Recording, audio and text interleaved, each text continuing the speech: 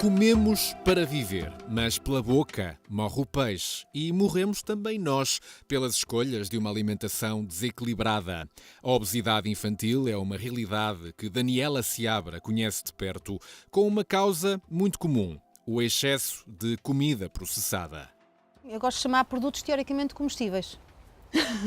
Porque teoricamente são para nos alimentar, mas a verdade é que de alimento propriamente dita não tem muito. Se eu der os macronutrientes, as proteínas, os hidratos de carbono e as gorduras, portanto eu posso dar isto de maneira em que o nosso organismo use, e muitas vezes estou a dar nutrientes que são estruturas, vão servir de base para a construção de estruturas, outros vão simplesmente ser base energética. Mas depois eu preciso, para construir e para o organismo funcionar, toda uma série de pecinhas que são vitaminas e minerais, que muitas vezes esses alimentos não os têm. Então, de repente, é quase como me darem os tijolos, mas não me darem os cimentos nem os parafusos. Então, o que é que eu faço com aquilo? Faço qualquer coisa, faço o que conseguir, mas nunca consigo construir uma parede, nunca consigo fazer com que as máquinas funcionem, porque faltam as pecinhas, faltam as coisinhas. Desequilibrada e incompleta, esta alimentação tem consequências que não são negligenciáveis na saúde das crianças. Os nossos miúdos estão cada vez mais doentes, mais obesos e muitas vezes sem saciedade, porque os miúdos comem, não estão bem, estão sempre com fome e depois erradamente estamos a assumir isto como se fosse uma questão só de força de vontade. Não é só força de vontade, atenção. Eles muitas vezes já têm toda uma série de mecanismos alterados que faz com que eles tenham uma fome voraz, coitadinhos. E alguns pais têm problemas gigantescos de o que é que eu faço? Eu tranco o frigorífico? Mas não é preciso chegar a tanto. Basta começar por saber o que colocar dentro do frigorífico e à mesa. Algo que Patrícia Vilela, responsável pelo projeto Forking Amazing, diz que aprendeu em casa bem cedo. Eu fui uma criança que cresceu sempre com legumes à mesa, sempre com frutas, fruto também.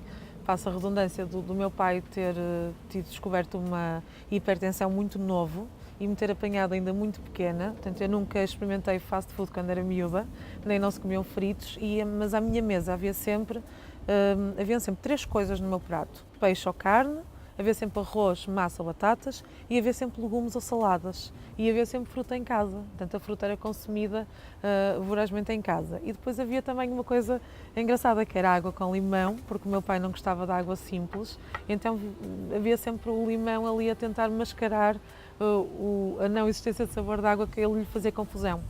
Com os ingredientes certos, é possível preparar refeições que façam tão bem quanto sabem todos os dias.